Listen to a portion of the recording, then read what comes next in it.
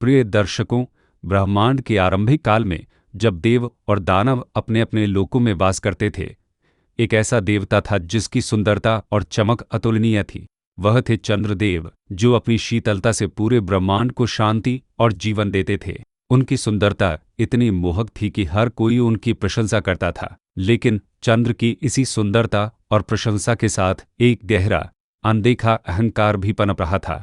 यह अहंकार धीरे धीरे उनके व्यक्तित्व पर हावी होता जा रहा था। ब्रह्मांड के प्रजापति दक्ष ने अपनी 27 अत्यंत सुंदर पुत्रियों का विवाह चंद्रदेव से किया। ये पुत्रियां कोई साधारण नहीं थीं, बल्कि ये 27 नक्षत्रों का प्रतीक थी, जो समय और सृष्टि के प्रवाह को नियंत्रित करती हैं। दक्ष ने अपने प्रेम और सम्मान में अपनी सभी पुत्रियों को चंद्र के हाथों में सौंप दिया, इस उम्मीद के साथ कि वह सभी का समान रूप से ध्यान रखेंगे। लेकिन विवाह के बाद चंद्रदेव ने एक ऐसी गलती की जिसने न केवल उनके अपने जीवन को बल्कि पूरे ब्रह्मांड के संतुलन को भी बिगाड़ दिया। अपनी सभी पत्नियों में से उनका प्रेम और ध्यान केवल एक पर केंद्रित हो गया था, और वह थी रोहिणी। रोहिणी अत्यंत रूपवान और कलाओं में निपुण थी। चंद्रदेव रोहिणी के प्रेम में इतने खो गए थे कि वे अपनी अन्य 26 पत्नियों की पूरी तरह से उपेक्षा करने लगे थे। वे उनके साथ समय नहीं बिताते थे, उनकी भावनाओं को नहीं समझते थे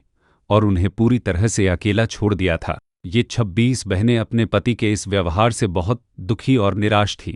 उनके हृदयों में पीड़ा का सागर उमड़ रहा था। एक दिन वे सब मिलकर अपने पिता दक्ष प्रजापति के पास गए। उनके चेहरों पर आंसू और पीड़ा स्पष्ट दिख रही थी। उन्होंने अपने पिता से कहा, हे पिता, हमारे पति चंद्र ने हमें पूरी तरह से त्याग दिया है। वे हमारे साथ कोई भी समय नहीं बिताते और हमारा जीवन अब केवल दुख और उपेक्षा से भरा है। एक पिता के लिए अपनी पुत्रियों का दुख देखना असहनीय होता है।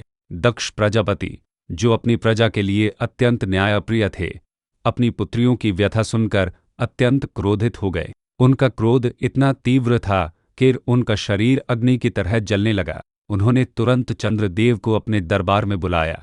जब चंद्र वहां आए तो उनके चेहरे पर कोई पश्चाताप नहीं था, बल्कि एक अहंकार भरा भाव था। दक्ष ने क्रोधित स्वर में कहा, हे चंद्र, मैंने तुम्हें अपनी 27 पुत्रियां दी हैं, जो पूरे ब्रह्मांड की सबसे सुंदर देवियां हैं, लेकिन तुमने केवल एक का सम्मान किया और बाकी सबको दुख दिया है। यह अन्याय और अहंकार है और मैं इसे सहन नहीं कर सकता। मैं तुम्हें शाप देता हूँ। दक्ष का शाप अत्यंत भयानक और कठोर था। उन्होंने कहा, आज से तुम क्षय रोग से पीड़ित हो जाओगे। तुम्हारी चमक धीरे धीरे कम होती जाएगी और एक दिन तुम पूरी तरह से अदृश्य हो जाओगे।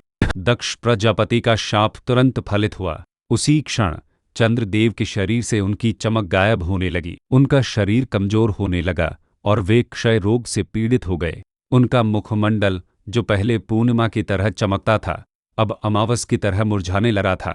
यह देखकर न केवल चंद्र बल्कि सभी देवी देवता और ऋषि भी चिंतित हो गए। चंद्र का प्रकाश केवल सुंदरता का प्रतीक नहीं था, बल्कि यह पृथ्वी पर जड़ी बूटियों, वनस्पतियों और सभी जीवों के जीवन के लिए भी आवश्यक था। चंद्र के क्षय से पूरी पृथ्वी पर हाहाकार मच गया। फसलें सूखने लगी, नदियां अपनी शीतलता खोने लगीं और रातें अंधकारमय और डरावनी हो गईं। चंद्रदेव, जो अब अपनी आधी से अधिक चमक खो चुके थे, अत्यंत पीड़ा में थे।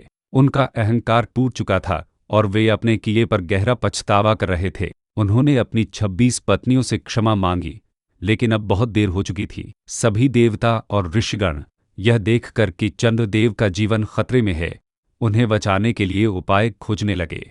वे सभी जानते थे कि दक्ष का शाप कोई और नहीं तोड़ सकता, सिवाय एक के भगवान शिव। सभी देवता और ऋषि भयभीत मन से चंद्रदेव को लेकर कैलाश पर्वत की ओर चल पड़े। उनकी यात्रा बहुत कठिन थी।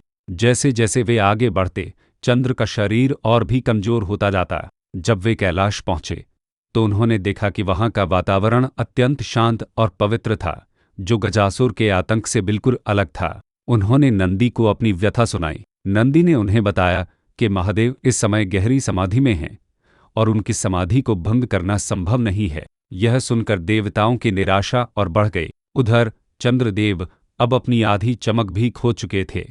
शिव के सामने नतमस्तक हो गए। उन्होंने अपनी पीड़ा और अपने अहंकार के बारे में शिव को बताया और उनसे अपनी गलती के लिए क्षमा मांगी। उनकी आंखों से पश्चाताप के आंसू बह रहे थे। देवताओं ने भी शिव से प्रार्थना की, हे महादेव, चंद्रदेव अपने अपराध के लिए पश्चाताप कर रहे हैं। कृपया उन पर दया करें और उन्हें इस भयानक शाप से मुक्ति दे, अन्यथा यह ब्रह्मांड अंधकार में डूब जाएगा। शिव ने अपनी आंखें खोली। उनकी आंखों में कोई क्रोध नहीं था, बल्कि एक असीम करुणा थी, जो ब्रह्मांड की सबसे गहरी करुणा थी।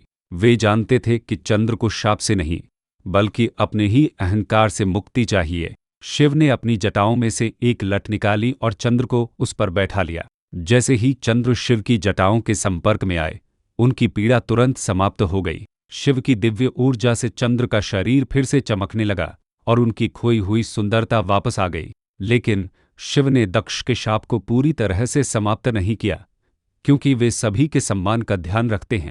उन्होंने चंद्र को एक वरदान दिया।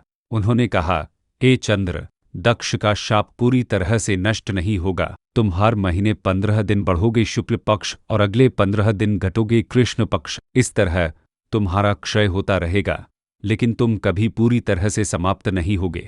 मेरी जटाओं में तुम्हारा स्थान हमेशा सुरक्षित रहेगा। इस प्रकार शिव ने चंद्र को अपने मस्तक पर धारण कर लिया।